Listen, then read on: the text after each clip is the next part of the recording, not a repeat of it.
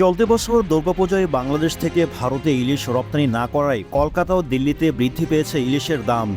কলকাতার বাজারে প্রতি কেজি ৩,৫০০ রুপিতে বিক্রি হচ্ছে। বাংলাদেশি মুদ্রায় যা প্রায় ৫,০০০ টাকা।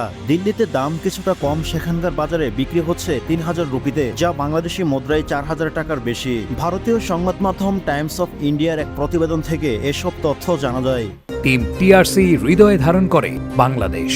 দ্য রিয়েল কনসালটেশন, স্বচ্ছ ভ্যাট আইনে দক্ষ ন্যায্য ভ্যাট প্রদানে।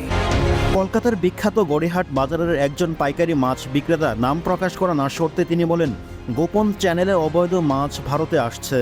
এখন চাহিদার কারণে দাম একটু বেশি হয়েছে। উৎসব শেষ হলে ১ মাস পরে দাম কিছুটা কমবে।